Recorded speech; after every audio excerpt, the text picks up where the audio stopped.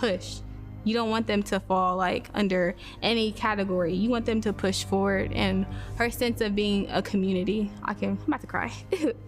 You can really see that. You know, you want to be a community and you push for that. You push for your students so they can have a community. I told you dance ensemble is family. So you push for that. You push for the family. You push for us being together, even though times may be hard, you know, the being there, present in time and space, was really something that I appreciate. Life is gonna go back to normal, and what you gonna do when you look back from 4 years in high school and you know you didn't still push yourself? Enjoy the moments, enjoy what you have, like be here, like be grateful for what you have, because like we couldn't have done this, we didn't have to do this, or like we were probably wouldn't be able to do this.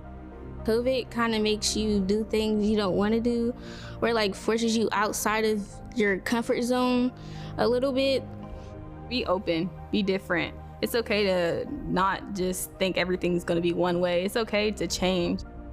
I grow every day, so it's not like I'm just stuck in one position. I've learned a lot about myself through this whole experience. It takes confidence to be a leader, to be able to step out in front of people and say, you know, this is the way that this should be done. Because you have to be able to take criticism from people that doing that as well, because everyone's looking to you. If you ask for things, if you are open and you're willing to like put yourself out there just a little bit, that things will come to you. Challenges do not change who you are. They reveal who you are. And what this has revealed is that during this time of great challenge, creativity still happens. Creativity still emerges. And that has been a very cool thing. So this challenge has not changed who we are, it's just revealed who we are.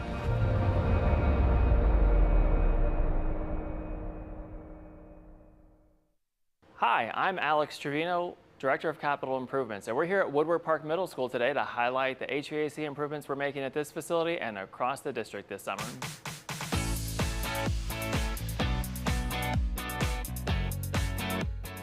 So this summer's work is focused on our middle school and high school auditoriums and gymnasiums. Here at Woodward Park, there's brand new air conditioning going into the gymnasium, and then we are replacing the unit that was already in the auditorium because it was quite old. And so while we were able to improve air conditioning in our traditional classrooms before, we had not been able to make those improvements at the gyms and the auditoriums. And so recognizing that they are very much classrooms as well, and part of our Students' Day, we're really pleased to be able to make those improvements as well this summer.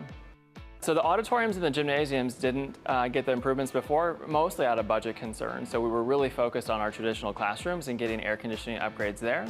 So we are really proud that we're 1 full year ahead of the commitment to get those spaces air conditioned, and at the end of this summer, we'll have every classroom, including our gymnasiums and our auditoriums, air conditioned for the very first time. So one of the improvements we've been able to make as a result of our HVAC investments is to add what we call DDC, or direct digital control, over every single unit controlling every single space. So every single classroom, and in fact every common space, is going to have a thermostat. That's an improvement that we've made across the system, and so it helps not only regulate the temperature in each space, it also allows our central maintenance team to see problems as they're happening.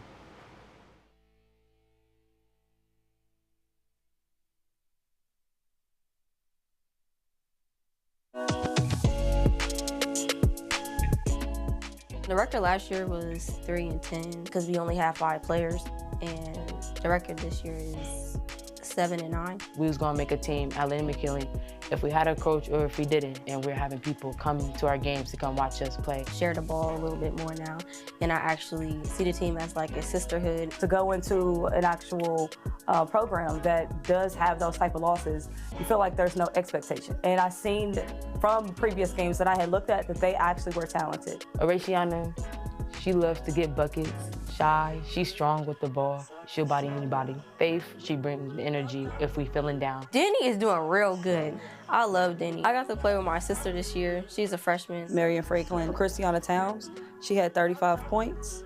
25 rebounds, and 10 steals. She averages 18.5 points per game, 9 rebounds, 6 steals per game. Her Mifflin game that we had, Tamaya Harrington, she had 27 points, 5 rebounds, 13 steals. It makes me feel more confident, start varsity as a freshman and play the whole game and make a lot of points with my teammates and a lot of assists. Changing the culture means a lot to me. It makes me feel real good that people aren't just seeing Linden girls as trash. We here Monday through Saturday, so we really putting in the work, and I'm happy people are actually coming out and seeing us. We aren't just a team that's 3-10. We're an actual high school basketball team. Once I actually did see Darthard and the program that he was actually running, and how he was uplifting and actually caring. Once they actually started to win games and to see their progress and to understand how much I did really care about them outside of just the game itself, it made them want to show up. It made them care. It made them want to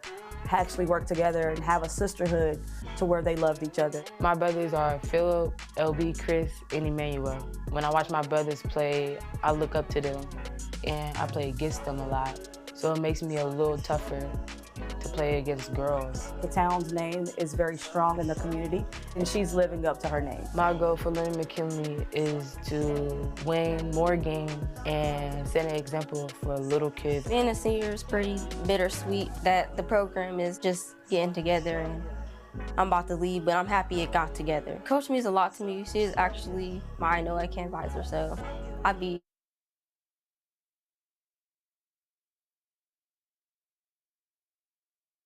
to be better. She set up some team bonding for us. We do a lot of stuff on and off the court. I do enjoy playing against East since they are our rivals. I have fun playing against Kennedy from Centennial, Kayla from Centennial, Layla from International. For college, I would like to study sonography. College coaches should recruit me because I feel like I'm a good leader, I'm a good listener, and I have good discipline, and I can push myself. She's always going to put 110% into whatever it is that she does. So a lot of the times whenever coaches are looking for that one player, that spark, Tamaya Harrington would be that person. I cannot wait to see the young woman that she's going to become. I just want to do photography and still do basketball.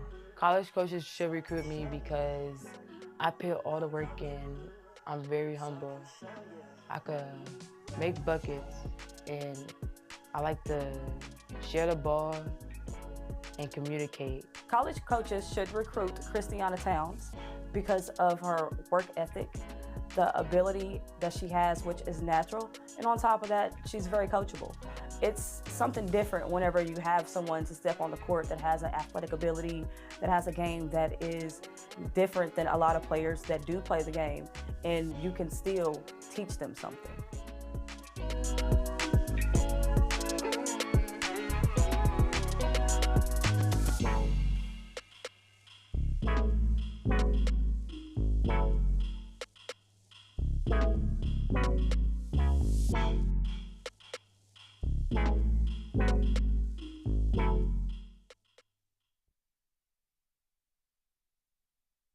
My name is William Stinchcomb, and I've been with the Columbus City Schools for 23 years. My name is Mr. Dorsey Birdsall, and I'm a safety and security specialist. My name is Anita Roman, and I am a Columbus City Schools bus driver. My name is Samuel Gonzalez. I'm a food service manager currently at Briggs High School.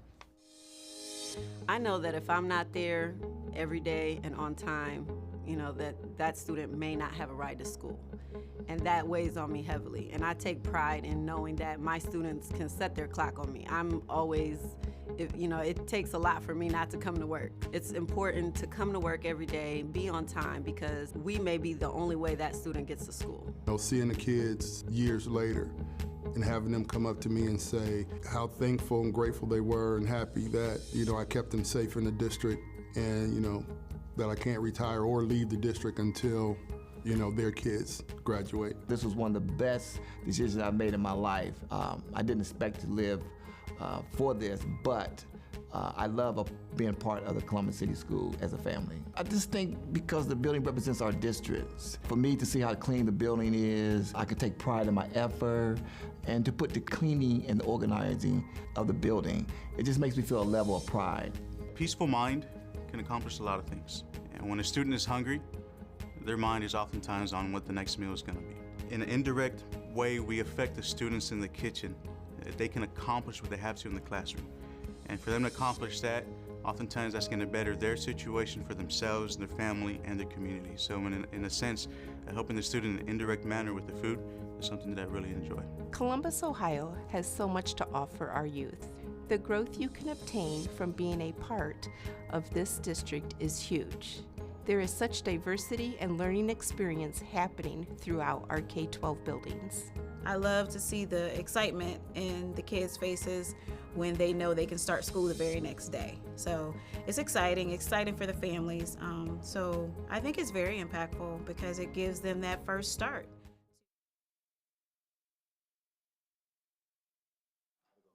Good evening, everyone. I am calling our Equitable and Transparent Resource Management Committee to order.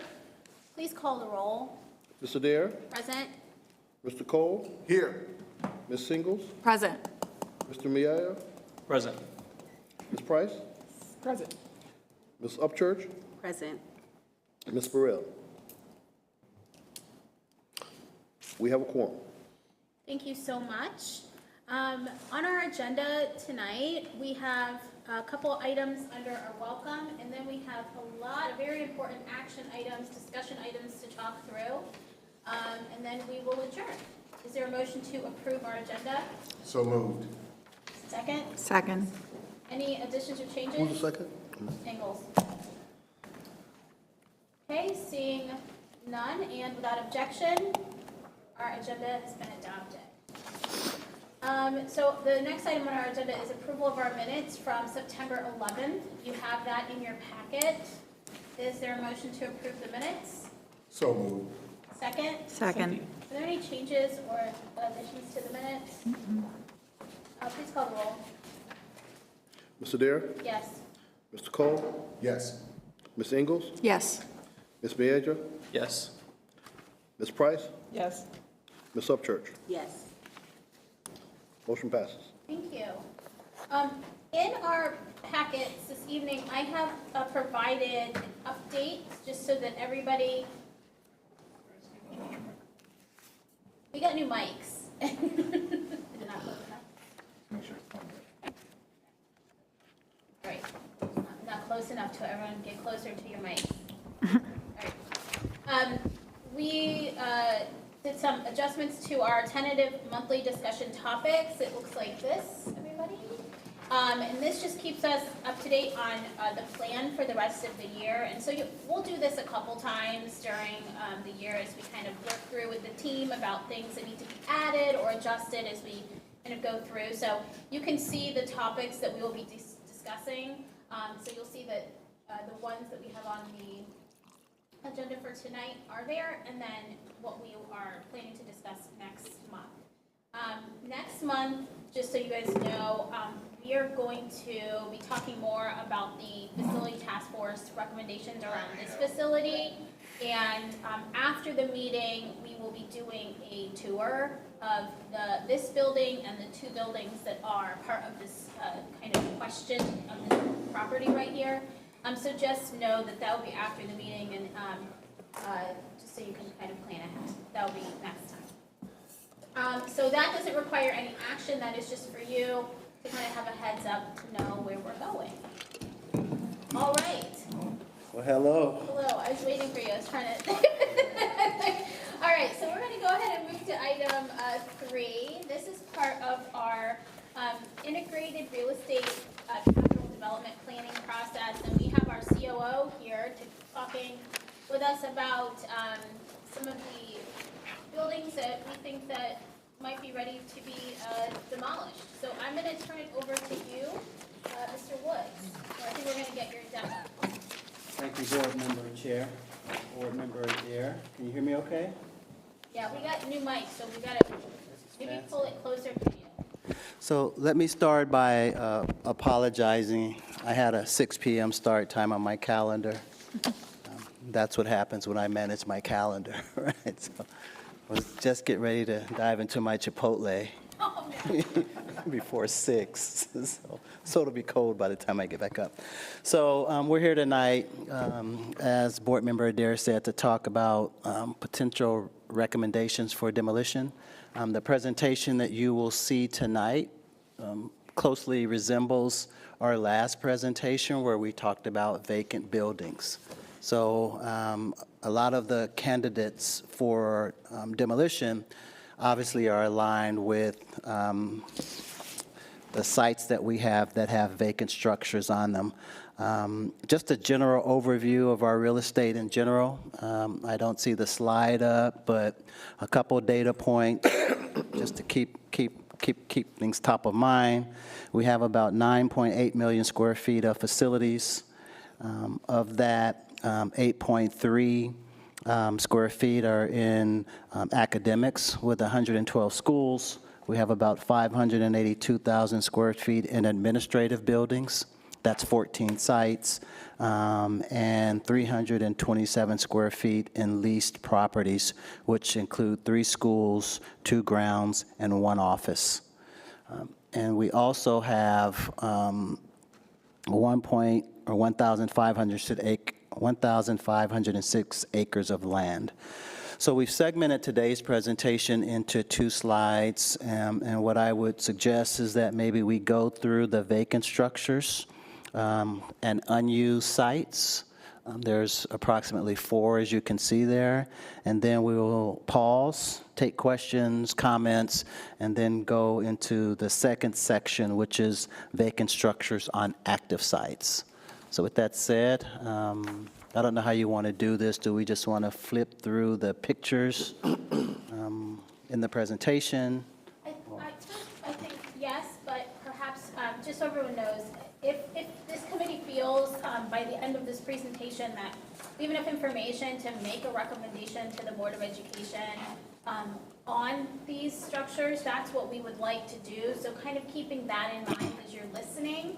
And this is our first really time, I think, looking at this more as a more in strategy and looking at them more holistically together to kind of put a package together for the board.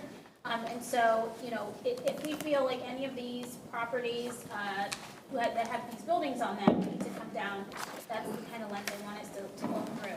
So I don't know if it would be helpful, Mr. Woods, if you want to maybe talk about the recommendation coming from your team first, as you all have more extensively walked through all of these, and we heard a lot about it last meeting, the condition of these buildings. But if you had some initial recommendations first, so that as you're going through and we can see the photos, that's kind of in the minds of the committee. Yeah, so let me start by saying, being new to this work in this district, I know the team has had some discussions and some recommendations.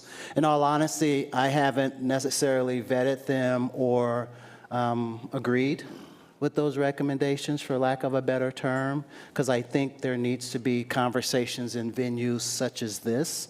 But what I will tell you is that there are 3 sites under the second section called vacant structures on active sites.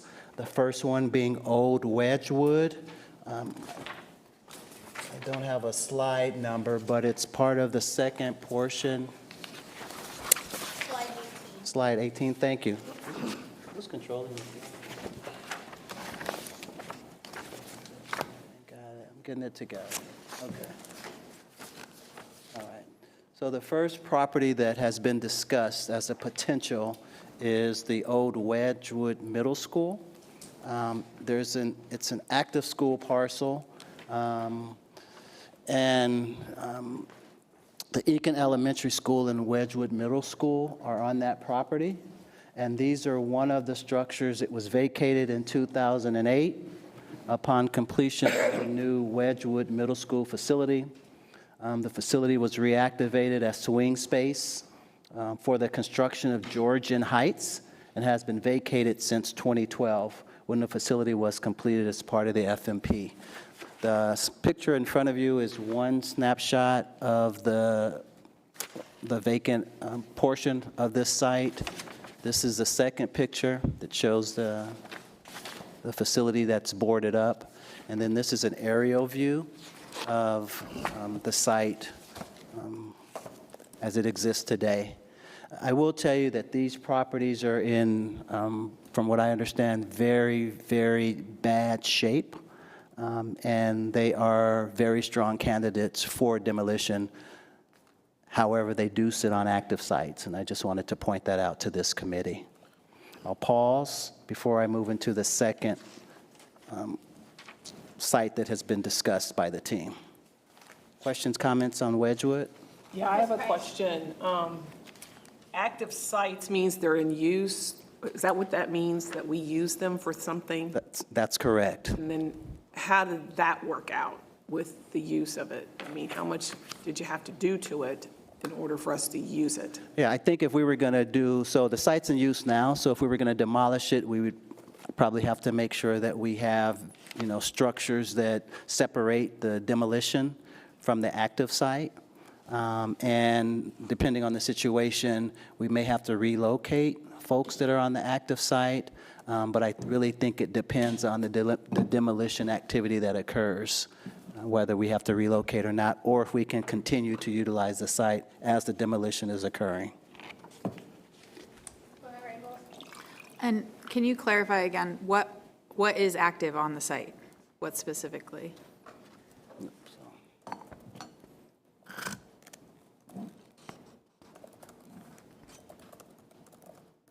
Was it that some of the sites, Mr. Woods, was being used for athletics and some other things like? I think let's stay with this one. Yeah, let's just. Okay. So can you go back to aerial? Okay, so the yellow the arrow is what would be demolished, right? That's correct. To the south or the bottom of the picture, that is New Wedgwood. And across the street is Eakin Elementary. It's 3 schools on one parcel. And so we call it an active site because there are schools and we're using it for educational purposes. And that building in the middle right now is terrible, vacant, a blight really. And so the team is recommending that part come down. Okay, so just that middle part is what we would be doing, and that's where you were describing the partial it off so that it's safe and everything. That's correct. Okay.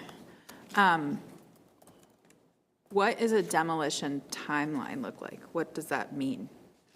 And I think it varies depending on the site. So I think, what would happen is there would be a recommendation or we would want to move forward with a demolition. And then at that point, I think for the sites that we have identified, we have bids that are already in place. It's my understanding that some of these sites have actually been discussed previous to this. There's just been no firm commitment to do them. I think the actual work would need to be determined once we identify the site as being a candidate for recommendation. Okay. That's my understanding. So the board actually voted on some legislation that kind of put into pocket companies to do demo. We voted on that last, I think it was June maybe, but we don't have the properties yet. So kind of the team in preparing us for this went ahead and secured some of those companies so that we could work on this over the summer. Okay. And then, Chair, if it's okay, one more follow-up. So I know that members of our community watch various videos and committee hearings, board meetings. So just to be crystal clear, when we're talking about demolition of that one piece where the arrow is located, what do we have plans right now with what we're going to do with that space? And what should people expect after that demolition has occurred for us to do moving forward? So as of now, my understanding is we do not have plans for what we would do with that space.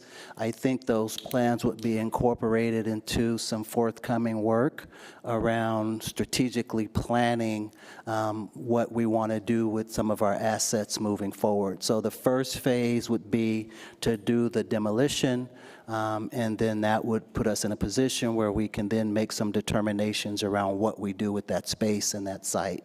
So to answer your question specifically, we have no specific plans at this point other than considering this for a demolition. Thanks. However, this site was part of the facility master planning process, and this was something the board voted on as in phase 1, and the plan would be to build a new Eakin Elementary School, which would be larger in size. And so this would, while there's no immediate plan because we don't have a bond issue to build, this site has been discussed publicly during the FMP process to go ahead and put a larger elementary school on. And then you see kind of what would happen, because then we would then have to handle and deal with the old Eakin on the other side of the road, right? And so that's when the community is interested in what then could we do on that side as more of a community investment when we can put that facility master plan process together. So there's a lot of pieces, right? And so that's part of these discussions too, is to make sure that we are tying in all of the work we've done in the past, not just current vacant properties, but what have we said during facility master planning, what our task force say, and what are going to be some new recommendations coming out of the administration around academic realignment as well. Thank you for that, some of that history that I may not be privy to. So, thank you. So then the next site, if there's no other questions, that has been discussed is the Deschler site. I believe this is kind of aligned with the comments that were made by Board Member Cole. Deschler Elementary School was closed in 2010 upon completion of the renovation at South High School and the sale of the Farmer Barnett Middle School facility. A new baseball and softball complex to support South High School was constructed at the site, and there was not sufficient acreage on the main campus at South High School to support all sports amenities. So this is an example of a site where I believe we're still using it for athletics, to address your previous question, Board Member Cole. A couple of pictures in front of you there. And then lastly is the aerial view. And you can see from this site that the building is boarded up and it's not in use at all. And really it blocks the beautiful view of these beautiful athletic facilities. You don't even really know that they're there. It's also adjacent to, that's a park, a city park on the other side. You can see it over there. So it would just open up and have more green space at the moment. But it could also provide more opportunity to do more expanded fields for South High School in the future. Board Ingalls. So two questions, and I'm probably going to have the same question every time, so you could probably anticipate it.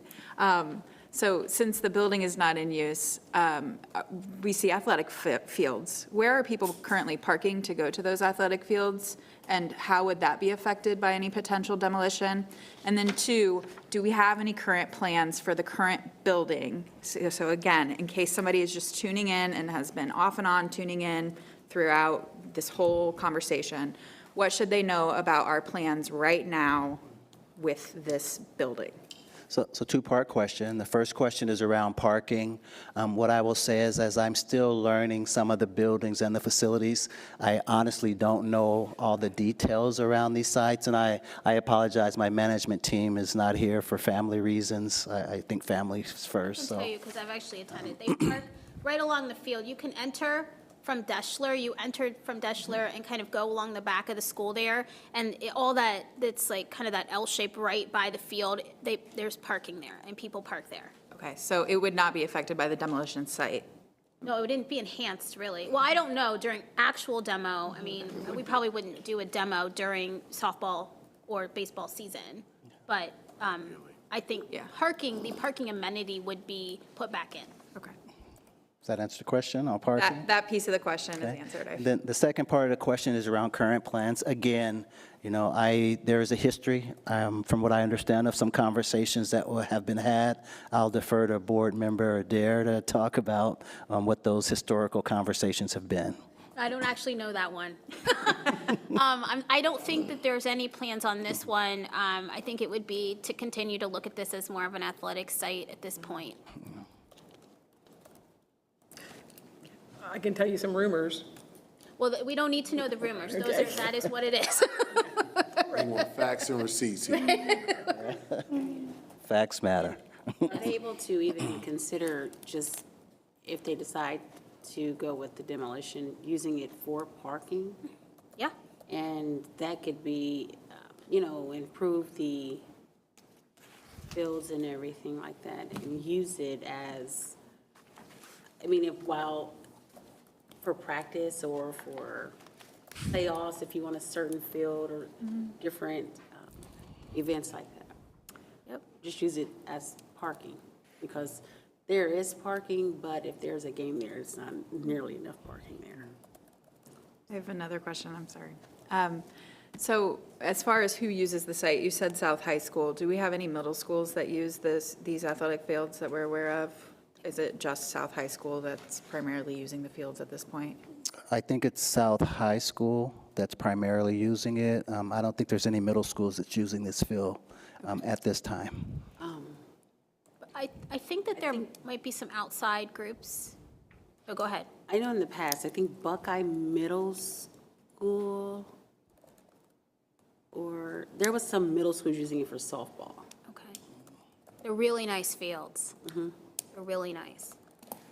But it is also, it's not gated or anything. It does connect to the park. So, it feels very, I don't know what together. So you wouldn't know that you are probably on our fields or in the park. It's just one nice community kind of hub right there.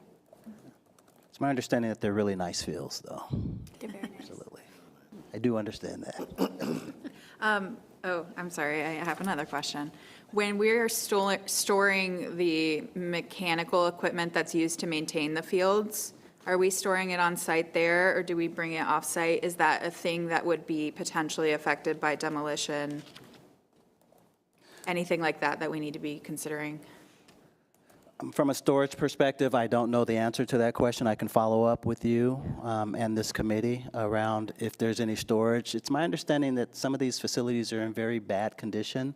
I don't anticipate that there's storage there, but I don't want to speak without kind of understanding the facts. So I would prefer to follow up unless someone has some historical perspective. It seems solvable, easily solvable. I was just kind of curious. I think the future planning for what needs to be here is something that South High School athletics and our athletic department should be involved in, because it could be too that, if restroom facilities that are actually not porta potties might be something that could be here, or concession or something else. But I think that's future planning after we get this down, which is something that we can continue to talk about in this committee and be helpful in that space. Board Member Cole. Thank you, Madam Chair. And thank you for your honesty and forthrightness about, not casting a judgment about something without knowing full context. With that in mind, I think it's important for us to not just throw out the whole piece about athletics, but keep an open mind to what is necessity for community in a way that we can solve or close that gap, solve that problem or close that gap. So that's the potential. It's abundant as I see it. It could be athletics. It could be an academy tied to something to do with health and athletics. It could be any myriad of things, but I'd love to hear the vision from the administration about where we go with this and how we use this to enhance education and solve community problems.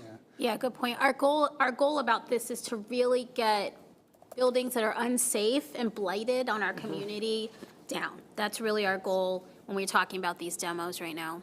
And I'll echo that sentiment about the community needs and community involvement in this work moving forward.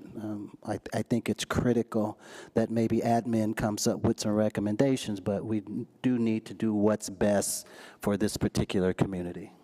All right, so the third site that's been discussed, I'm going to fast forward to the Franklin Annex. So the first picture there in front of you is an overview of Franklin Annex. What I can share with you about this is the annex, this is associated with the former Franklin Middle School. It was closed in 1996. The site was leased to the Teresa Dowd School until its closure in 1999 and has been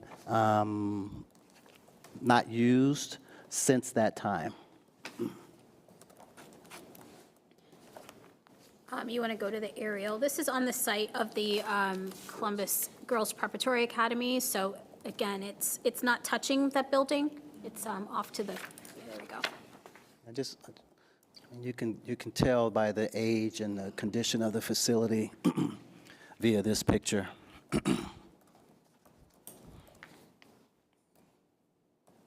Any questions?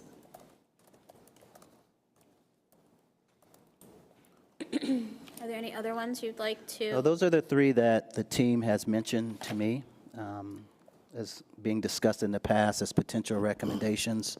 I will follow up on the one question around Deschler, but that's what we have from our perspective for this committee to consider. Mr. Woods, was there any discussion around Monroe Middle School? Not that I'm aware of since I've been here. I would like the committee to consider that one as well. Monroe Middle School is next to the sites right now for the Latitude 41, and that school has been boarded up, and from reports, we really can't do anything with it. It is a blight on this community, and I would ask that we consider this one as part of the package, so putting 4 forward to the board when we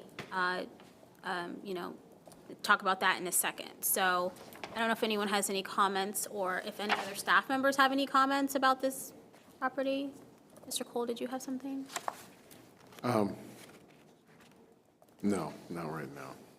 And this is a vacant structure on an inactive site. Mr. Cole? Yes, it is. It's interesting, and well, for me, without struggling with the idea of demolish or not, this is an interesting site because it's, right in the heart of kind of that outer Near East Side community. A. B, the neighborhood house that's behind it was just acquired. It's just, I see potential. Whether we demolish or not, ultimately I see potential in that space and how we use the land, and how we make it something that, again, accommodates from a node, N-O-D-E perspective. If you think about a business node, they're a cluster of businesses, a cluster of enterprises. How do we think about a cluster of human services, so to speak, that may be in that space? You have a couple blocks away from there, you have What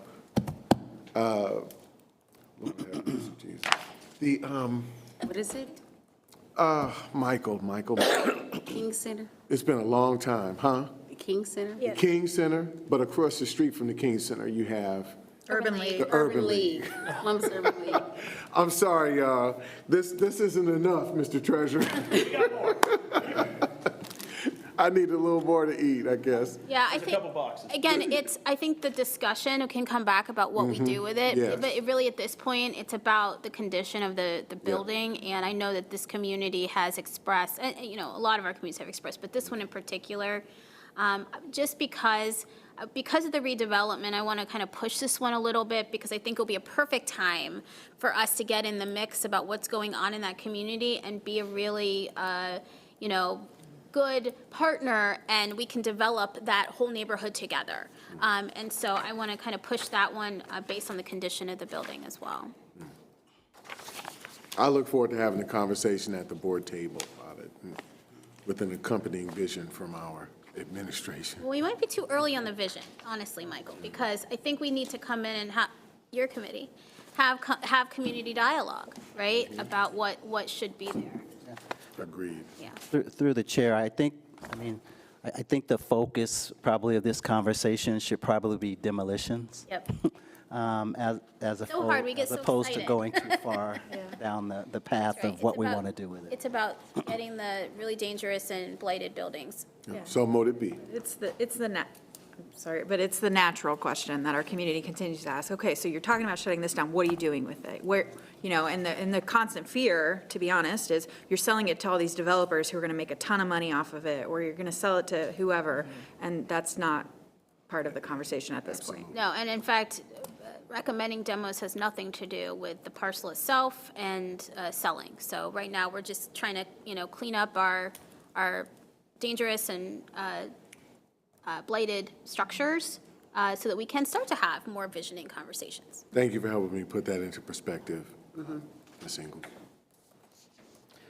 Chair, I have a comment/question about, and I think it's similar to the conversation that just happened, so I don't want to get too off track, but I think it has to do with memorialization.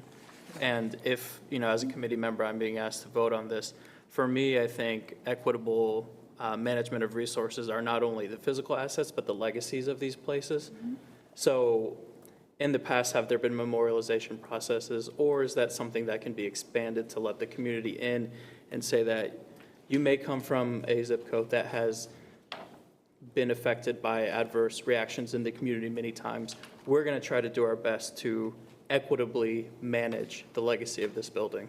Yeah, I think that's a really good point. And I'll let Michael chime in.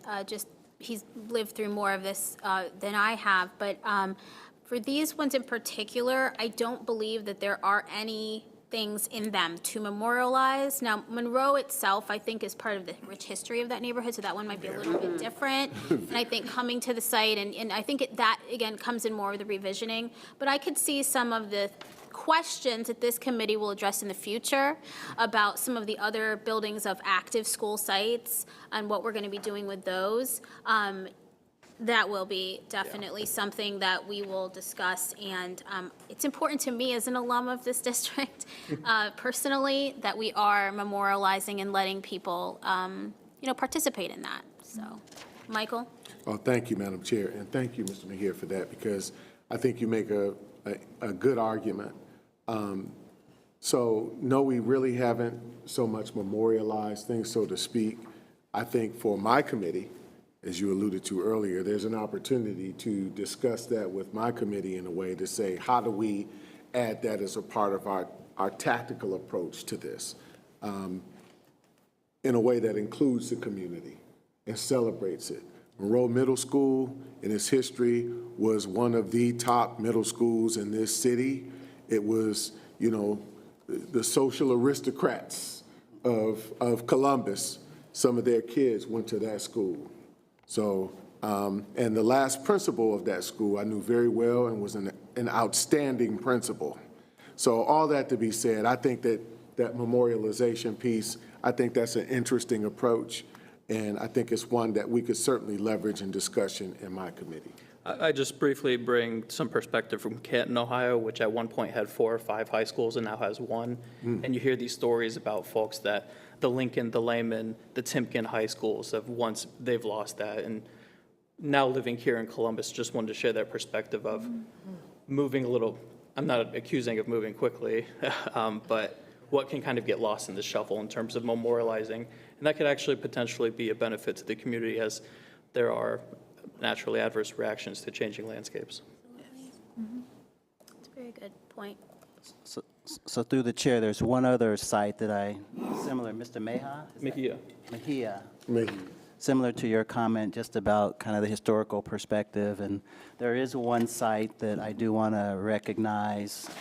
It's a vacant and unused site. It's Madari. And this is a historic structure. And I just wanted to, it's on our list, but obviously, given the nature of the structure itself, there's probably some protocols and some things that we would really have to consider in order to even have this as part of a demolition discussion. So I just want to call that out. So you're not recommending that one tonight? No. Yes, okay. So administration is recommending Old Wedgewood Middle School, Deschler Road Elementary, and the Franklin Annex, and then the chair has asked this committee to consider Monroe Middle School. I'll open the floor to, we've already been talking, but if there's any discussion, because what we'll do in a minute is ask if you could make a recommendation to the board about these so that they can move to the board for discussion and vote. I'll open the floor for discussion.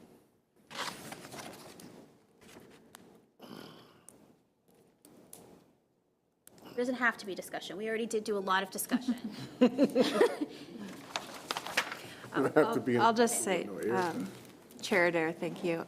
I will just say that demolition is the natural first step to any real change and any exciting progress. And so in order to get to the next step, we've got to get rid of the things that are holding us up from getting to that progress. So if there is no further discussion, I will go ahead and make the motion to approve the 4 sites and recommend them to the board for consideration. There's been a motion. Is there a second?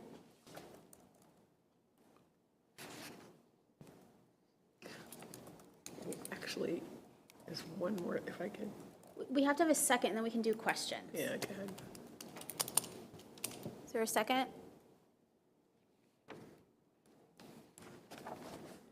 Okay, are there, so that's going to fail. Is it that there's, is it the sites in particular? Do we want to take them separately? Oh, I thought we were taking them separately. What? Are we taking them separately? Would you like to take them separately? Okay, we can Personally. do that. Mhm, that's fine. Okay, we'll start with the Old Wedgewood site. Is there a recommendation to move that one forward to the board? Is there a motion? I motion. There's a motion? I second. I second. Okay. Any discussion? All right, call the roll.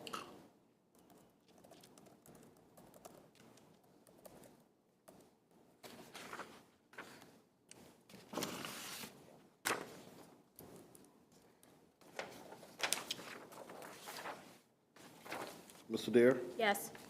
Mr. Cole? Yes. Ms. Ingles? Yes. Ms. Magia? Mr. Magia? Yes. Ms. Price? Yes. Ms. Upchurch? Yes. Motion carried. Thank you. The next one is Deschler Road Elementary, former elementary school. Is there a motion to recommend that one to the board for demolition? I recommend. Ms. Price, is there a second? Second. Second by Ms. Upchurch. Any discussion? Please call the roll.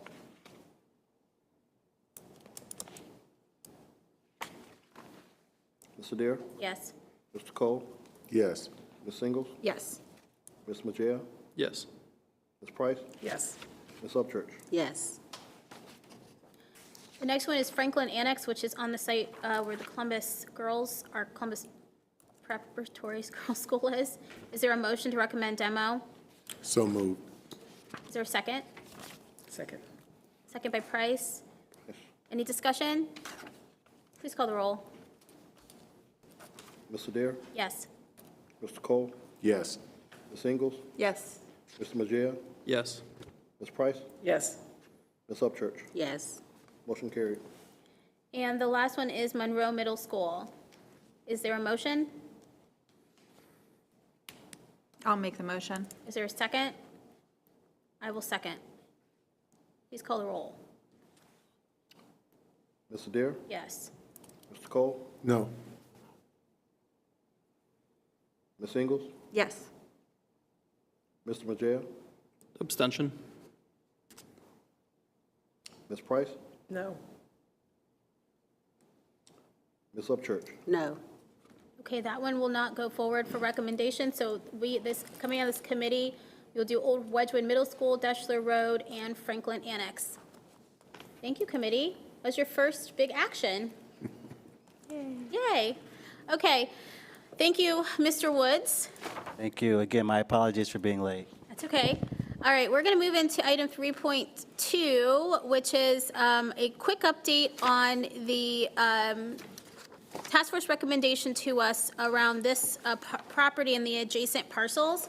Our treasurer has been working on it. We're going to hear a much more extensive presentation and do a tour at our next meeting, but I wanted everyone to hear an update about what's been going on. Yeah, so we've been in communication with a couple of options for this property. It came from the task force through the board to this committee, and we have two options in front of us at this time with the property. The first is to sell it. The second would be a public-private partnership, and we haven't determined which one of those two options we're going to take yet. We're in the process of getting an appraisal so that we can establish what the market value for this block would be. The public-private partnership, we've engaged with the city. We've engaged with the Columbus Partnership. They're working with other entities around our community to envision and shape conversations moving forward. What we're really looking to analyze and determine is, as we talked about with some of these other facilities tonight, how does this benefit the community? Does it make sense to sell it? Does it make sense to establish that public-private partnership where we partner with private entities to rebuild, redevelop this site with the school being in partnership with them? We would then, before we go to either one of these options, we have to vacate this facility. So we would need to locate swing space downtown. We've met with a team to view several sites around the city that we believe would fit that need and allow us to swing out of this space into temporary space, yet to be determined, so that we can then explore those options. And again, I think we're approaching this from the mindset of what makes the most sense for the district in the long run. Do we look at an instant sale for revenue, or do we look long-term for partnerships with revenue development as well as affordable housing, business opportunities for small business owners in our community? We're very much in that exploratory phase. In our talks with the city, our timeline has arrived at, we need to make a decision in the coming months so that we can vacate the premise by late summer, July 1. That will then enable us to begin to engage in those opportunities and develop, because we can't really do anything with a sale or a PPP, as I call it, until we've made the determination to vacate this facility. We've done a cost analysis. We're gathering our data on what the capital improvements would be for this facility. I gave Chairwoman Adair tonight the sheet. We are well north of $8 million on improvements that need made to this facility. That doesn't include other items such as a fire suppression system, parking lots, et cetera. The capital needs, we've just simply outgrown the useful life of this facility. So we're very much looking at that next phase and what we do moving forward. We're going to take a very business-minded approach to this and examine all options before we make perhaps what some would view as a knee-jerk decision. And I think it's important to note these conversations have been ongoing. I think there's a perception out there that maybe we've just been static. I can tell you, rest assured, since I've been here August 1st, that's not been the case. We've been actively looking at this from all levels of administration. Mr. Woods and his team, my team, Dr. Chapman as well. So we're really trying to do our due diligence and arrive at what makes the most sense for not only the district, but the community moving forward. Does that help? That does. I'm not going to open it for questions on this right now, because I know we could go down a rabbit hole, and we are going to get data and information and look at costs and all of this. We're going to spend a lot of time in our next meeting. I just wanted to give you all a heads up to kind of hear what has been done on the administrative side before it comes back to you. I think one thing that maybe wasn't as clear is that really the task force, they said look at this building, but I think all of our administrative properties is the community's interested in knowing what we're going to be doing. And I think what we know and what our superintendent has told us is that the way the adults work in this place in terms of being in administration is not structurally correct either. And so this is going to give the administration an opportunity to really think through the footprint of how people work better together, and being able to consolidate staff so that we can work more effectively and efficiently across different areas and have cost saving in the way that we are doing that. So this is just the start of that exercise. We're going to start here because that's part of the recommendation, but as we start to make these moves, the rest of our admin sites are also going to be reviewed as part of the integrated real estate and development plan that Mr. Woods is putting together. So we'll hear more about that too in a couple months. But just know, again, we're doing this as very strategically as possible, and we are going to be working with Michael's committee as well together when we start to do envisioning around any process to get more community input.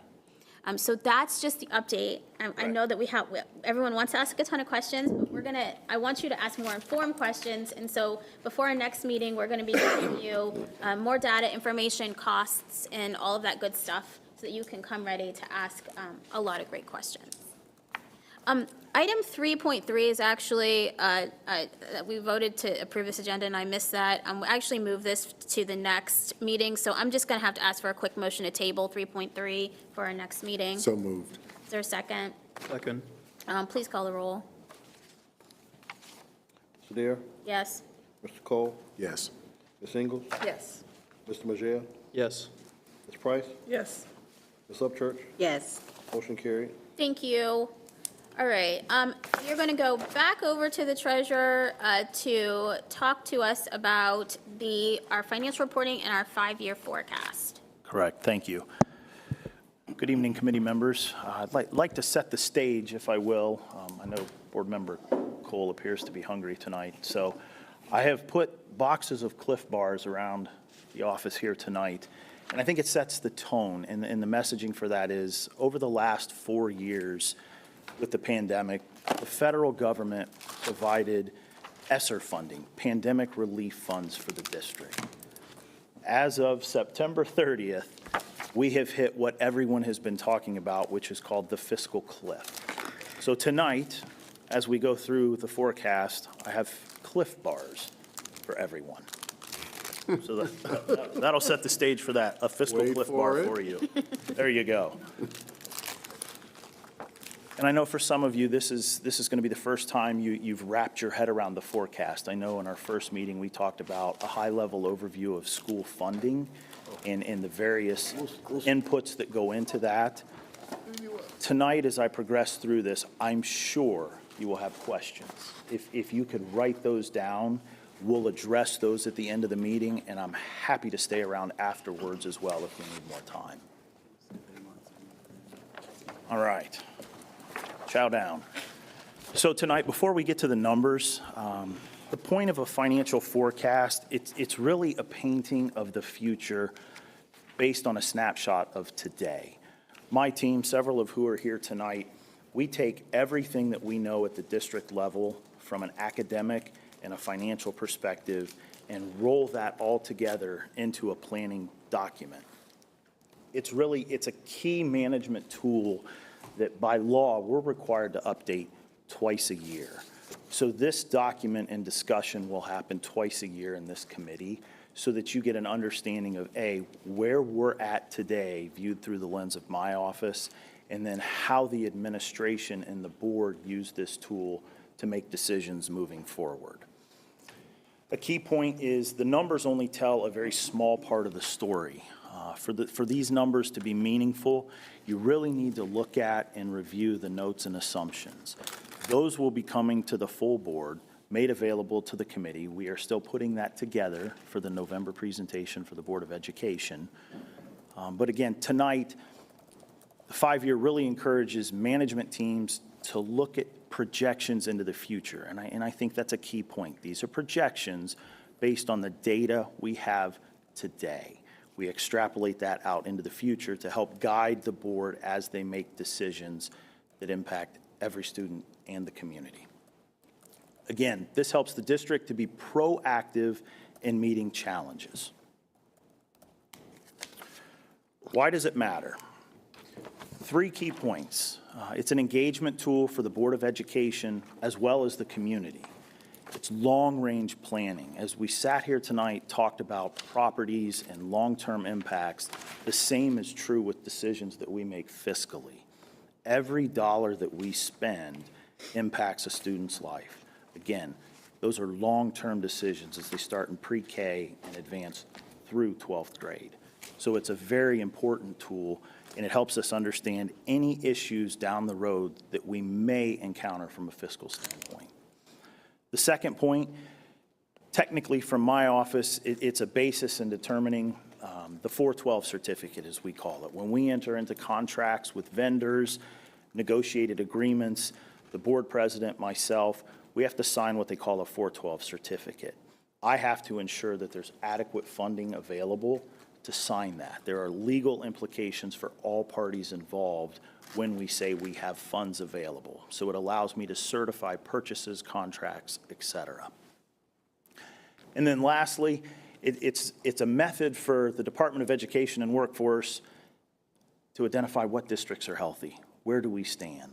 They have what they call a fiscal commission that when they feel we've hit various key thresholds that are either positive or negative on a forecast, they will then begin to examine where we're at, make recommendations. So it's really multifaceted. It's a long-range planning tool, it's a certification tool, and then it's a monitoring tool for due.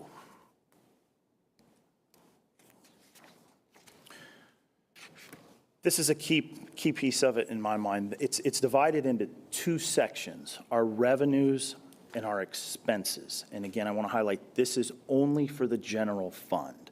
This doesn't include any of the other federal programs or any other special funds that we have on our books. Our revenue is made up of main sources, two of them, local funding and state funding. Again, a very critical component as we talked about in that first meeting. Right now, in the previous fiscal year, our local funding was approximately 75%, 21% from the state of Ohio. So it's very important as we talk with our community, and we've talked about these property tax increases, we are very heavily reliant on our local taxpayers. This percentage is only going to grow with the way the funding formula is established here in Ohio. So we are going to continue to be overly reliant on our local taxpayers. The expenditure side of the equation is mainly salaries and benefits, purchase services, supplies and materials. And we'll see this in future charts here. It's very important to note 82% plus of our expenditures at the district level are salaries and benefits for personnel. It makes sense because we're in the people business, but it's very difficult when you talk about balancing budgets because, again, it's people. And that's what drives the needle, and that's what pushes the education forward in our classrooms. As you can see, the remainder of the approximately 18% are really things that are difficult to cut. Utilities, supplies, other items. It's a very small piece of the pie. So when we talk about contracting or budgetary issues, we're really talking about people at the end of the day. Our November forecast, you have a copy of the spreadsheet with the numbers in front of it tonight. It's important to highlight our cash balance is positive through fiscal year 27. Expenses begin to exceed revenue this fiscal year. We call that deficit spending, which means we're simply spending more than we're bringing in. As we know, and I talked about earlier, the ESSER funding that we've had, the needs of our students have not decreased through the pandemic. In fact, the opposite's true. We've heard at several board meetings the need for increased focus and investment in special education. That's a very expensive part of the equation, but very necessary for the district. So as we continue to provide a good education for our students, the cost associated with that has arisen. It's important to note, with that deficit spend, we are now projecting a cash deficit in fiscal year 28 and fiscal year 29. Those deficits are projected to be $59 million approximately and $212 million. Doesn't necessarily come as a surprise. We've reviewed and looked back at previous forecasts in May. We were forecasting deficits. What's changed and what is a shockingly large number is the addition of fiscal year 29, which now shows up this fiscal year just due to the way the 5-year forecast works. That's a new year that's now showing on the forecast.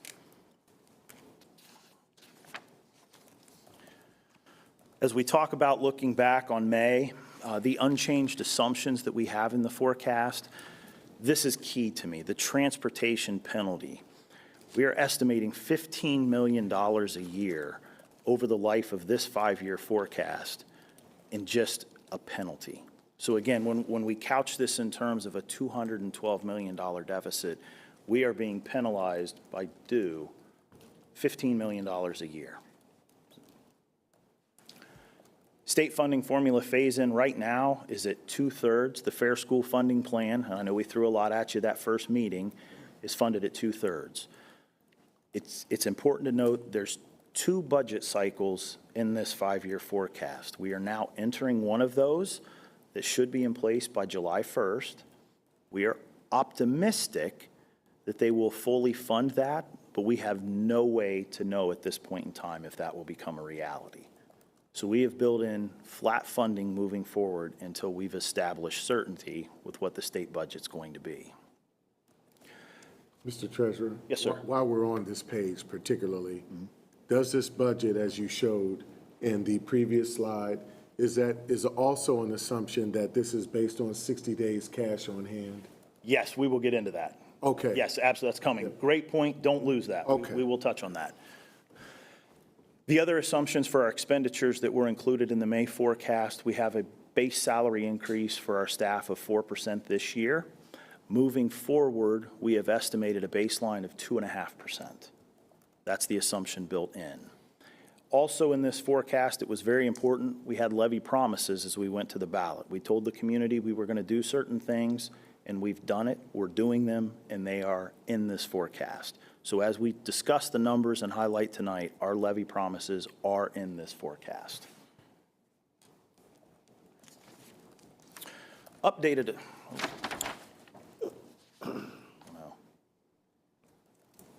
assumptions versus the May forecast. We've updated our actuals for fiscal year 24. As we close the fiscal year, we trued things up. We had some estimates that we made assumptions on in May, and now we've been able to update those calculuses to actual. On the revenue side, our property tax collections for calendar year 2004, we again updated to actuals and then projected those moving forward. Our state formula is based on the September 1st payment. Again, we are not making any radical assumptions that the state will or will not fund this at 100%. We're taking a look at where we're at today and trending that forward. On the expenditure side, we've updated in FY28 the inclusion of a 27th pay that will hit our books. Additionally, I spoke previously about special ed. We've started to have those conversations and the needs around providing services. We've included 53 instructional assistants that were moved from our IDA grant because funding was reduced to the general fund, as well as 30 additional instructional assistants that our academic team needs to begin to address those immediate needs. Again, there will be continuing discussions around making sure that we serve students, but we have baked in the assumptions that we know today to provide for our students. Additionally, there's inclusion of increases in electricity cost. Again, we were updated at the end. I believe it's $1.8 million per year. We've extrapolated that out. So we are really taking a deep dive to provide an accurate forecast for not only this committee, but the Board of Education.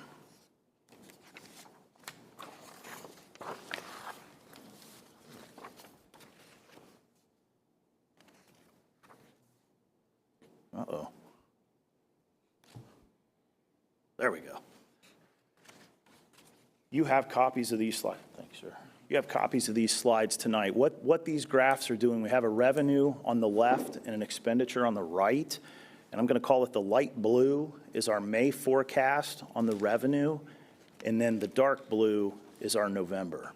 So as you can see, in FY24, we were estimating revenue that came in actually higher as we close the books. And then FY25, we are estimating a decrease over what we forecast in May. So again, we've extrapolated this out graphically moving forward over the 5 years. On the right-hand side, we've done the same comparison from May to November with expenditures. And again, you have this information in your packet. Yes, sir. Board Member Cole, to your point, one of the driving factors I like to always use as an indicator of district health is our cash on hand. True days cash, cash reserve. And we're going to get a little bit more in depth here with some other charts, but I think it's important to note. I've had numerous conversations around the transportation penalty with some of our state officials that we're flush with cash, we're good. It's true, we have money in the bank, make no mistake about that. However, if you look at what we are projecting with our expenses moving forward, you can see graphically here a comparison between our May forecast and our November forecast of our cash balance. And again, I previously spoke of a $59 million deficit in 28, a $212 million deficit in 29. You can see our cash reserve begins to deplete. Again, this assumes no increase to state funding. We do nothing at the management level. So we can control our destiny on some of this. But again, if nothing changes from this snapshot, this is where we believe we will end up. I think this will address Board Member Cole's concern, and rightfully so. This is our revenue versus expenditures. Total revenues in blue, total expenditures in red. Our ending cash balance, I don't do well with colors, green I'm going to say, and then we have a line towards the bottom. That is a 60-day cash on hand balance, a great indicator of a district's financial health. And as you can see, even though we're positive in FY27, we slip to a negative actual cash on hand in 28 and 29. Over on the right-hand side, I've bolded so that you can see days cash on hand. This fiscal year is 122. In fiscal year 29, we dropped to a negative 71. So I think to Board Member Cole's point, that cash on hand, it's our savings account, if you think about that like at home. There's times, we all know things happen. We've got to dip into that savings account if we have it for that reserve fund. Our district is no different than that. We use that cash balance to make sure we provide for the students in our district. And as you can see with our projections, we're on a collision course with a negative cash on hand. Estimated general fund revenues for this fiscal year. Again, we spoke earlier, we are very heavily reliant on our local taxpayers. That's no surprise. But again, my concern is as property tax values increase, the share that we get from the state will decrease. That only increases the pressure on our lower tax base. So again, we continue to estimate we will hit that 80-20 split, local versus state, as we move through the years on this forecast. Yeah. As we move through this forecast, we anticipate our share of the local burden will increase to 80%, a state share of 20%.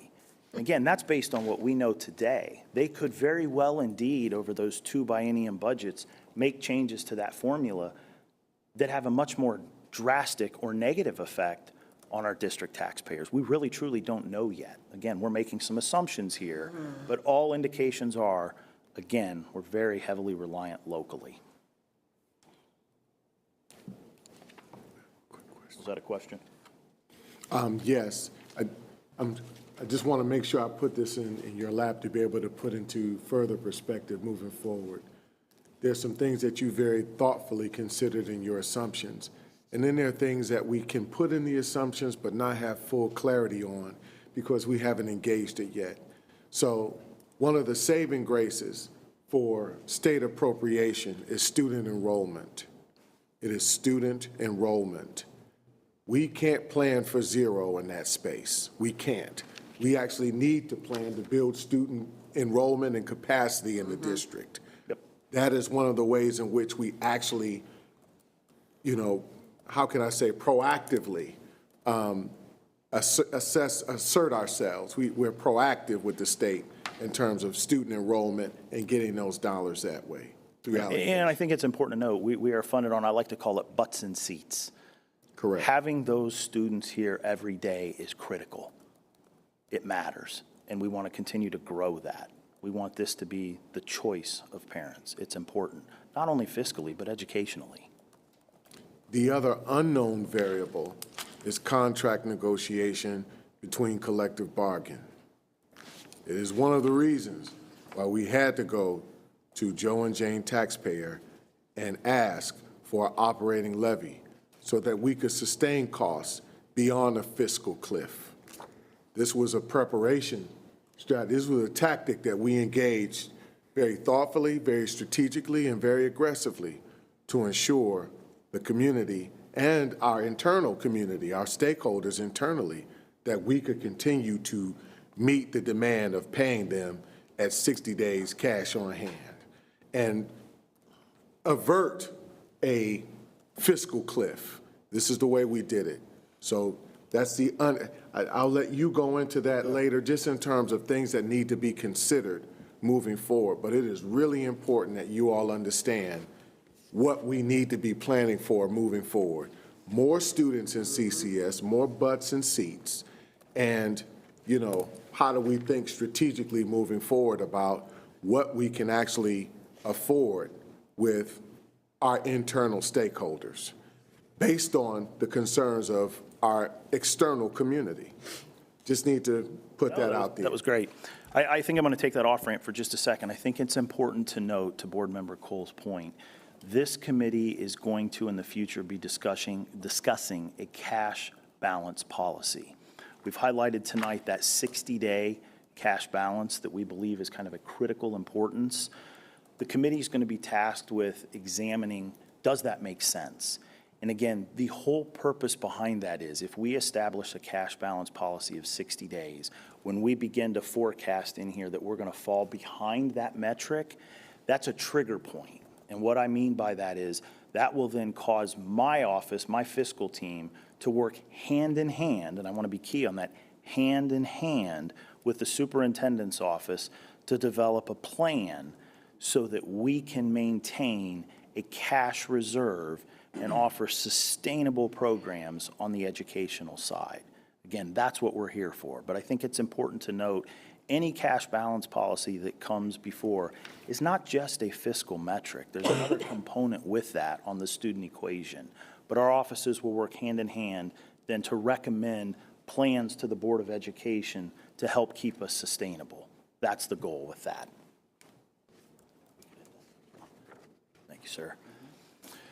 I think it's important to note here, this chart looks at our local revenues, our state revenues, and our non-operating revenues. And I want to take a minute really just to highlight that local share again. And I know I'm going to bang this drum continually, but it's flat. And you see this not only at Columbus City Schools, but every district across the state of Ohio. We continually have to go out to our local tax base to meet our needs. And we always get hit with why? Why do you always come back for more? The complex answer, with a very simple one tied to it, is House Bill 920. We do not get the benefit of growth on our millage. In fact, it's the very opposite of that. A very recent example for this district is the issue that was passed last November. It was roughly 4 mills for the operating and permanent improvement, but because of the increase in property values, the millage was reduced or rolled back due to House Bill 920. So the district did not get to capture the full increase in valuation on that. Rather, it was rolled back to approximately 3.6 mills. So that's the story as to why we have to continually go back out, and we face that 80% reliance on our tax base. Our hands are tied fiscally at the state level. There's only so many options we have for revenue.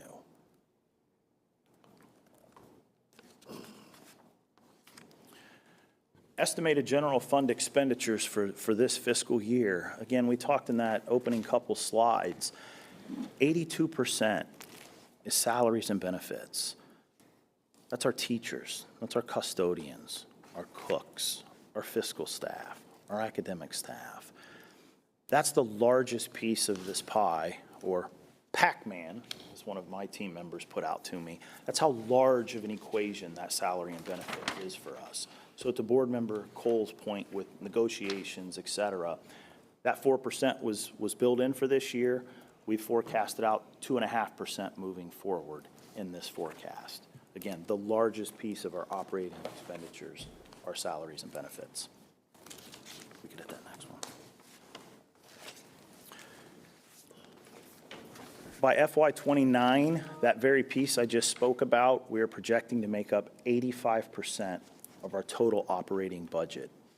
The left-hand side of this chart, kind of grayed out, if you will, those are our 3 previous fiscal year actual expenditures. And that light blue on that side is our personnel side of the equation. That top part is everything else, approximately 15%, if you will. So again, as we look to make decisions in this district on that path to fiscal stability, we don't have a lot of margin or wiggle room at the top end of that. Again, makes sense because we're in the services business, the people business. But again, I want you to understand how that shift takes place as we progress through this forecast. Again, I'm going to bang this drum, ending cash balance. I just think it's critical to everything that we do. There's a lot of discussion around this in various trade associations that I'm a part of, 30 to 60 days. I've seen some 90-day policies out there. I think 60 days is a great threshold. I certainly, as a treasurer, would not oppose a 90-day, but I want to be realistic. Because again, the whole point of this is, as the slide says, we legally cannot close with any less than 0 in our bank account. That's not enough. That's just razor too thin. There's too much at stake on the educational side to overcook things, start programs that impact students' lives that we can't then maintain moving forward. So that cash balance is critical. And again, we're going to be, as a committee, having a discussion with that in the not-so-distant future. Hopefully then we can get a recommendation to the board on what we think is important as a committee, and then the board can discuss that as well, and if they see so fit, approve that at that time. Get that next one. In conclusion, and I hate to use this slide tonight, but I think it's effective. Thoughts and prayers to those in Florida. But I think if you take nothing else away from this, the forecast is a tool. And I like to equate it, unfortunately tonight, to the hurricane map that's in front of you. Think of that dot clear out there on the right, that storm that's brewing is our fiscal year 28 and 29. We need to begin to prepare now for the storm that may come. And again, there's a plethora of things that can blow it clear off course, and that storm doesn't arrive, it goes off to Newfoundland. But again, we control some of those metrics. The things we don't control are just down the block. But again, we have to be mindful. So I equate it to the storms coming. We need to now start to fiscally and educationally look at what's important. We're driving to Home Depot, we're buying our plywood, we're getting fuel for our generator, and we're going to make sure we're on a path to fiscal stability. Again, a lot of variables, and I know this is new for some of you, but if you take nothing else away from it, don't fixate on the numbers. This forecast will change, much like any storm that's on the horizon. Rather, focus on the trends. I know the joke out there, the trend is your friend, but again, I want to focus on the numbers. I want to focus on the trend as to where we're heading, and then work cross-functionally on sustainable methods to blow that storm off course. Okay, we're going to open it for questions. So Board Member Ingalls. So we are the Equity Committee, so I'm going to ask an equity-based question. Fair. And so we know that equity is giving students and our community what they need rather than divvying things up equally and saying that's your share, right? So how does this forecast take into consideration the real likely makeup and needs of our students? And so taking into consideration what one student who maybe isn't doesn't need ESL support, or another student who doesn't need special ed support, which can be more costly. Correct. And can require more allocation of resources. And when you have communities who have higher concentrations of greater need, they may need more resources. How, and that is true, I would say, district-wide, but it can be concentrated in certain areas of the district. So how does your forecast take equity into consideration? Does it take it into consideration, and then how? It does, but let me put an asterisk there. That piece, to answer your question, is all handled through our budget process, and we've begun those talks. That is determined at the budgetary level, working with the academic side, Dr. Chapman, her team, with the budget office in mind. In turn, then, that large figure where we take all those different pieces of equity and look to really realign, we've begun those talks. That figure for the budget, approximately, let's say, 900 million, rolls up into the forecast. So the forecast itself doesn't, on a granular level, deal with the equity. However, the components of the budget that address those needs across the district flow up to this document. Does that help? Yes, so when we're looking at the budget, I mean, we're typically budgeting in shorter term, right? Correct. But how far out are we projecting? Are we working with city and county partners to anticipate what the future makeup of our community may be and what that population, how much of that population may actually attend our school district? I think that's a great question. Historically, I can't answer it. Moving forward, yes, that's exactly where we want to go, because again, as I go back to the butts and seats, that growth component that we're experiencing here in Columbus right now is absolutely going to impact two things. That budget with the equity piece, but then it rolls up into that 5-year forecast as we move forward. So as we see shifts in our population up or down, it's going to translate into the budgetary side as well as the forecast side. Board Member Cole, then Ms. Price. Yes. Okay, my question, can I She answer? go first. You go ahead. Could I answer? Please. Can I ask 2 questions? Yeah. Okay, the first question would be, where in your project, in this forecast, are tax abatements? We're called Columbus City Schools, and we do not work with Columbus City government as far as tax abatements. And where does their money that we get, 5 years, 2 years, 10 years, whatever they deemed necessary, where's that? Where's that money and all? So it's not reflected in the forecast because if it's abated away, we don't receive it. And with changes. Until future? Once they, if it's a 30-year abatement, let's say. Yeah. And again, that's just an example. Year 31, we would start. However, in that initial 30-year period, there would be no revenue to the district. I think the important thing to note with abatements are the district does not really have a seat at the table with those. It's become now a thou shall, if that makes sense. We have to sign off on those. We don't often get the chance to have input. Every now and then, they will approach us. Some businesses will work with the district, and maybe we get a payment in lieu of from time to time. But when it comes to abatements, we don't have a seat at the table, and there's no revenue for any additional abatements forecasted here moving forward. And why is that? State law. Who's the state law? State law. Yes, ma'am. Says that school systems, We have no seat at the table. That is but correct. we're called Columbus City Schools. That's correct. Makes no sense, really. Okay, another thing is, I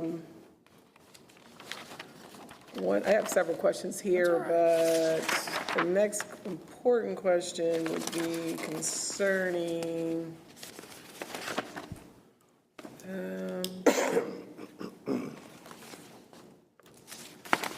the expenditures for students receiving services at other facilities than ours. So I guess I want to ask the question, like, we have to send a speech therapist to Bexley. Okay. because they don't have those services at that charter or whatever the situation is. Is that reflected in here?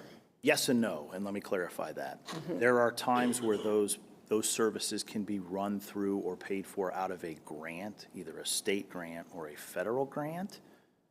Then there are times if they don't meet that eligibility criteria or there's not enough budgeted in that grant, we would move those into the general fund. They would be a purchase service. So yes, they could be. My experience thus far is we really try to provide those extra services through our federal programs, but then the general fund would be as a fallback if needed. I have another Does question. that help? Can I ask one more? One more? Okay, one more question would be the transportation fee that we have by the state? Yes. Is that right? Okay, now, that transportation fee, are we allowed to provide a system where our students and the charter students are on the same bus? Do they have to be separately?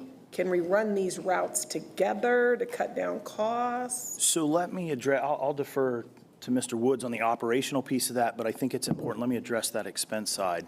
I believe you're referring, and correct me if I'm wrong, to that $15 million penalty that we're being assessed. I don't want it to sound like we're getting a revenue component from that. That's actually a fee that's being assessed by due because of some of those political things on their end. That's built in. I will defer to Mr. Woods and Mr. Stufflebean on the transportation side. Yeah, the question is a little outside of the scope of the 15 million. Thank you. That he was referencing. However, I will say, and I have to be conscientious of some of the activities legally that are going on around transportation, but we make an effort to route all students that are eligible for transportation, and we do that in what we believe is the most efficient way. So there will be some routes that are combined, there's routes that are separate. Whatever is the most efficient way to route all of our eligible students is what we do. And just note that our next meeting, we're actually going to be hearing a presentation on the cost of transportation and all the components of that. So we are going to be taking a deeper dive into it. Absolutely. Additional questions, Mr. Cole? Thank you, Madam Chair. A couple of things I just wanted to add some context to. You asked Mrs. Price some good questions. Let me add just a bit of context. The first is work with the city, right? We are a municipality, we are a subdivision, we are a political subdivision as a school district, but we are a part of a broader municipality from the county to the city. What's helpful to understand, in fairness to the city, there's a couple of ways in which we do work with the city. The first is shared taxes, right? Now, there's certainly opportunity to discuss further how we could extend that, but typically, I think we were getting shared taxes from them somewhere around $2 million, if I recall correctly. The other piece is purchase support, and I'll make that allusion specifically to COVID. So the city had given us several $1 million to purchase in-school, in-class IT equipment, Chromebooks. They gave us the opportunity to provide that. That gave us like $7 million, if I'm not mistaken.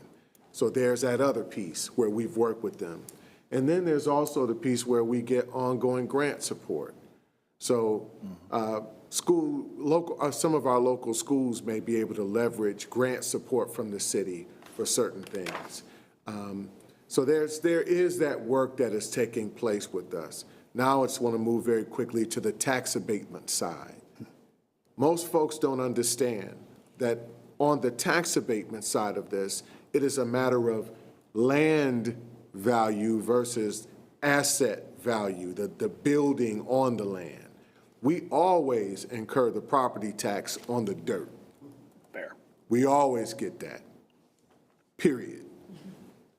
What the city then allows for abatement with the idea that they are attracting employees that then will pay into city tax, because that's where they get their money. The income is, tax. is income tax. You understand? They get their money from income tax, we get ours from property tax. So this whole instrument of using tax abatements as a way to attract human capital to the city, however antiquated it's becoming, and the challenge that we go through every year with it, that's still a way of trying to leverage city growth. At the end of the day, what we're trying to do is make sure that we either get the pilots, that payment in lieu of taxes, and the state has really limited our ability to do that. They have. With several pieces of legislation that passed within the past 3 years, Dr. Roush. So with that in mind, it's a little more dynamic, and it's not as commonsensical as most people think. In fact, I'll close on this thought. There is probably very little statistical relationship between public policy and common sense, especially when it comes to the money. It just isn't there, I'll be honest with you. So I want to be fair to the city. There are allies. They're a great who work partner. Together. We're great partners. I want to be fair with them. But at the same time, yes, there still needs to be accountability on that income tax piece, how it impacts us.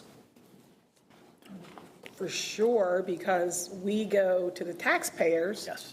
And they get upset with the school district. Yes, ma'am. For asking for more money. Yep. And then we have to go through the whole explanation, which is transparent, but a lot of, they're working. Yeah. They don't have time to go look into all these different. It's that vicious cycle, as we talked about. 80% is on the back of our taxpayers, and the state continues to find ways to restrict their growth to us, even more. House Bill 920, we just don't get that inflationary growth. So again, that's why districts across the state, not just Columbus City Schools, we continually have to go back and ask for more. The needs and the cost to educate our students does not decrease. And so also I was wondering about the lines that they're drawing that haven't been these 70-year lines that they're redistricting in the city of Columbus. Does that have anything to do with monies that the school system receives or anything? I can't speak to that. I don't believe so.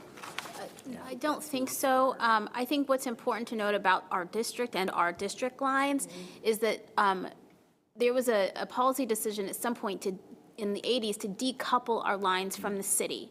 So when our city is expanding, it doesn't necessarily mean our district is expanding. And there's a whole process in the 80s called win-win. And we know that, right? People that have been around. And so, areas of growth were put into suburb schools, even though they were City of Columbus taxes or services. And so, some of that is, we're working through that. We've actually got some of our land back in Dublin around the Don Scott Airport area and, just through time, right? So we're still working through some of that. But I think it's important, especially when we say, oh, our city is growing, it doesn't always translate. And when we think about policy decisions that the city and our partners are making about housing and who's living in that housing, it's really important when we talk about butts and seats to make sure that the growth of children population is happening in our district boundaries so that we can get more butts and seats. Right. And so we have to be mindful of that as we're talking with our partners and working with our sister government and nonprofits and other policy groups to remind them of that. Okay. I need clarification. We're allowing businesses, homeowners to come into our community, Columbus City, City of Columbus, not pay taxes, gain revenue, and our schools suffer. Well, define we. Yes, thank you. We as in Columbus City, the state, well, I'm going to say we would represent the portion who's not benefiting. So for now, Columbus City Schools. I would say it's fair to say we don't have a seat at the table. To Board Member Cole's point, I would hesitate to throw the city under the bus with that. I think there have been as we noted, multiple legislative changes Mhm. that have really removed us from that equation. Why? Great question.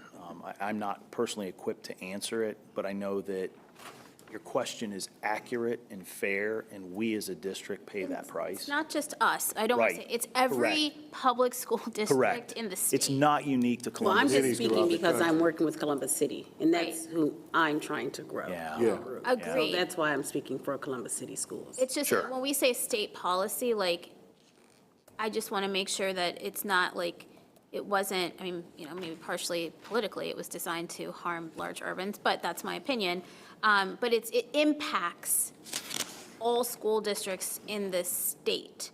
And so no school district in the state has a seat at any table where any city is doing abatements at certain thresholds. It was punitive to public education, not Columbus City Schools. But it's all about where the money originates, where those revenues settle. Correct. It's where the money settles. So for us, money settles in the property tax space. And there's been such a major disruption in that space that dates back to the 90s with the Duroff case that found that unconstitutional 4 different times, and then made it incumbent of the legislature, our General Assembly, to figure that out, number one. Number two, revenues settle in income tax for cities. That's where the revenue settles that makes cities grow, and that requires people moving to the city as residents and thus working in the city. So that it's really around the pot of money. I think one of the ways in which we solve that is figuring out how we design a balance. Just how we design a balance. And we don't have to be adversarial in that space, and it's frustrating. I'm in my feelings in many ways about it as well. But at the end of the day, we really have to think very strategically and thoughtfully on how this becomes a city issue and not a city schools issue. And that's the last piece I'm touching on, is mindset. People are attracted to a city largely because of the promise of prosperity for its future, its children. People move to any given community because they're like, man, my kids are going to be the bomb at this school. They're going to do incredible things. And they've got all the things my kids need. Well, we have that here. And that's why I'm saying this is our opportunity to grow enrollment. And we got 100 charter schools in this area, in the city, 100. I mean, so I'm preaching to the choir, but at the end of the day, I just want y'all to understand, like everybody here, we gotta be thoughtful and not so much thinking from an adversarial kind of perspective. Everybody, because of how they get their money, how they earn their paycheck, as a municipality or institution, it kind of pits systems against systems. And it creates a situation where everybody's out for themselves. Well said. You're not wrong to be mad. Not at all. Not at all. Not at all. Not at all. Not at all. No, Not it's at all. okay. And No, I'm I good. also feel that we need to really consider growing revenue from the properties we discussed earlier in this meeting, Absolutely. so that we can prepare for fiscal years 28 and 29. So that, I mean, demolition is. We are looking at That all of those. Can be, but we really need to know what we're gonna do in a true comparison before we just demolish a building. I agree. I agree. Yes. 2 points, if I may. Go ahead. I'd like to thank my members of the team that are here tonight that helped me put this together. Thank you to them, as well as Dr. Chapman's team. They've had a large outsized piece of this as well because they do the work day to day to educate our students. It's a team effort that gets us here at this table tonight. And then lastly, my door is open for questions. I know this is new to a lot of you. Happy to take the time one-on-one and follow up if needed. So thank you. Thank you, Treasurer Cook. I want to say just to this last point, and this is going to be part of the work of this committee as well as something that's very important to this board, and that's, the ability to generate revenue in other ways outside of our tax base. And that's when we talk about looking at our assets, our land, to figure out, are there ways to generate additional revenue? And really take more of a business mindset to that. And so that's part of this discussion. But it's also things like, a lot of school districts have education foundations. So we have an outside group. It's not a board. It's an outside group that's looking at that, trying to establish that. We have to be creative in this space, because what we know is being community members, 80% is not what our community can actually afford. Yes. And so I think those points are really valid, and the way that I'm going to process through, especially as we are doing the reimagining of our properties in this space, will be to an eye towards that. Yes. And finding a way to communicate it to our community in terms that they can understand, to make them, because right now, the community is upset with Columbus City Schools for increasing their property taxes. And I just think if we keep driving that to them, letting them know that it's not, this is what's happening. And I think it's important to note, yes, we went out on the ballot, the community supported that. That resulted in an increase. But overall, when these reevaluations are done, I think it's important to note the district does not control that. And again, I'm not blaming the county for that. They are required by law every 3 years to do their updates. Those independent appraisal companies establish those values. So again, as those tax increases happen, it's really out of our control. But to your point, No, I understand not everybody that, but the understands that. community does Yes, not know that. yes. That's why I wanted And to we need highlight to that. find a way to explain it to them where they're going to understand. Agreed. In terms, and they can explain in word, it can. Yes, word of mouth, absolutely. Yes. Yep. I agree. That's right. That's right. All right. Well, thank you so much for this discussion. The board will hear this forecast and more information at the next board meeting. So if you guys want to tune in to see what the rest of the board thinks, you can do that. So thank you, Treasurer Cook and team, for that presentation. Our last agenda item is to hear from our internal auditor to look at our dashboard. I'll turn it over to you, Mr. O'Connor. Sorry about that, sir. Thank you. It is. All righty, thank you. Chair Adair. Yeah, this is our dashboard. So basically, on a quarterly basis, I'll be bringing this to the committee to just show you the progress we're making on various projects we have in our internal audit office. It will include audits, and it will include agile projects and OIA projects. If you would like additional information, or you think there's anything else that you would benefit from, just let me know and I'll make sure I include it. First thing I'd like to start with is the definition of internal auditing. Again, it's to add value and to improve organizational operations.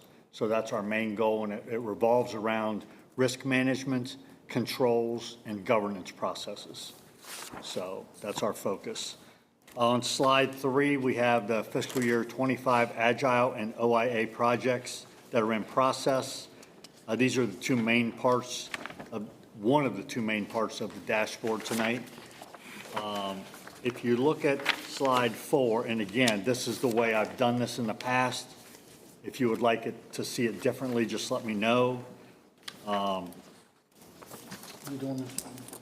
Huh? Somebody's taking care of me, so I appreciate somebody advancing that. It's not me. Okay. So basically on the left-hand column, you can see agile projects, and they're color-coded to see blue is planning in the planning phase, yellow is field work, the beige is the reporting, green is completed, and the pink is ongoing. So down the left-hand column, you can see threat assessment team.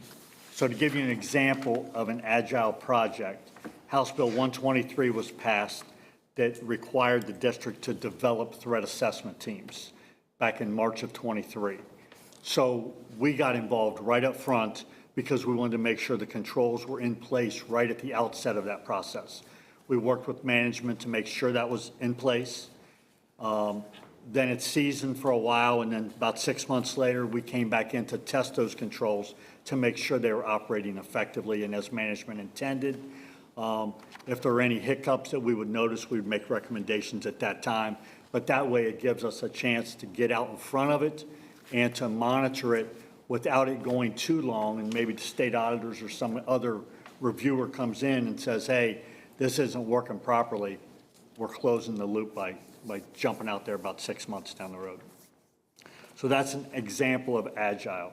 The other thing too is we're really focused on helping management. So an agile project can be picking up the phone and calling us saying, hey, we're thinking about doing X, involving us as part of the team right at the outset, rather than, again, have a process go out and there are gaps that weren't identified and then we're not taking care of those appropriately. It can be that, it can be walking through a current process. It can be doing a little mini audit if somebody says, well, we got a new person doing this, I just want to make sure it's working right. We have no problem doing that either. So that's what agile projects are. So you can see there the different ones. The only ongoing one was Medicaid Schools Program. Again, we saw that last meeting because we're constantly involved in that space to try and help management with that. Cybersecurity Awareness Month, that is the green one that is completed. We partnered and collaborated with the IT staff to develop flyers and different communications for the district staff on Cybersecurity Awareness Month, which is October. So we wanted to make sure we were consciously making an effort to educate people for that. We didn't have all that education, but we wanted to collaborate with IT. On the other side are routine projects that we do in OIA.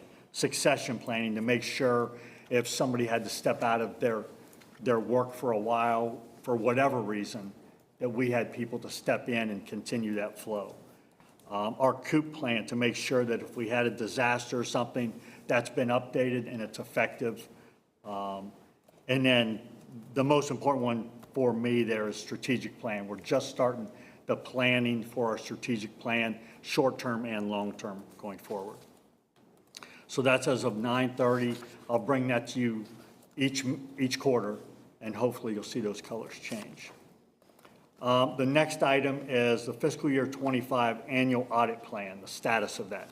So we do an annual risk assessment every year, and we have different audit universe items. We assess risk based on conversations that we've had with board members, management, leadership. Hopefully we can involve community members in the upcoming one. And then we just assess risk, and then it flushes out to a high-risk area, a moderate risk, a low risk, and then we schedule audits definitely for high-risk areas to try and make sure that any risk drivers that are causing that are addressed by us. For the high moderate, because we do it on a numerical scoring, so if you're at the just ready to crest over into the high, we'd like to do agile projects to try and take care of that risk to make sure you don't get to the high risk. So there's the annual audit plan. We're scheduled to do it in 2 rounds. Round 1 will be September 2nd through December 6th, and those are the 6 audits. 2 of those are outsourced. We don't have the capacity and or the expertise to complete those audits, so we're working with some accounting firms to see if they can provide that expertise or capacity to get those done. Round 2 would be November 25th through February 21st. And again, this is just some of the work we do, so that's the reason you'll see the February 21st. I don't want somebody thinking, well, what are you going to do till June 30th? We have plenty to do, so. And then the last page is just the progression of the audits. So you'll see at the top, we have 4 audits that are carried over from fiscal year 24. 3 of those are in the reporting stage. 1 of those is still in the fieldwork stage. So those are progressing to completion. And then we've started 25. So you can see those first 6 engagements are either in the planning, field work, and there's 1 that hasn't started yet. And then round 2, you can see all of those have not started. So they're all in the left-hand column. And again, I'm open to suggestions. If you have other things you would like to see in this dashboard, let me know. Be glad to incorporate that. And I'll be glad to take any questions anybody has on it. Yes. I have a question. In the slide 6, the outsource comments after student performance, capital improvements, special ed, what does outsource mean? We get individuals outside the Columbus City schools? Yeah, we would contract with an accounting firm to perform the audit scope and audit objectives that we determine important. Oh, the accounting. So we do like a bidding process where we would put that scope and those objectives out. Firms would bid on that to get the best price, so we get the best price. And then we would go ahead and engage them to do the work. So like, give me an example of a special education outsource. If you Well, could. special education is round 2, so we haven't determined the scope of the audit just yet. I can give you one for student performance, though. Yes. Student performance, we have monitoring reports that come to the board.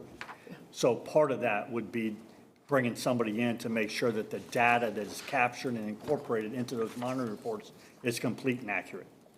So that would be just to make sure we have consistent procedures, we can replicate that stuff. So again, if that area is playing the lottery and they all have the same ticket and they all walk out the door, we have somebody that can come in and have procedures to make sure that all that runs the same. Any other questions? All right, and this is something that, again, we will see quarterly as kind of a regular update from the internal auditor's office. If there is an audit that he wants us to review, like we did last meeting, I believe, then he will come with that information too, so. Absolutely. All right, well, that actually is our last agenda item. I do want to highlight that for our November meeting, right now, tentatively, we have presentations on understanding the cost of transportation. We have an ESSER wrap-up and levy promise update. We are going to review the new cash balance policy that our treasurer is working on. And we also are going to talk about the establishment of a school budget cycle, which is a new process. And then we are going to be talking about having a discussion about the value and costs associated with the 270 East State Street kind of adjacent building properties. And after the meeting, take a tour. So we have a very packed agenda for our November meeting.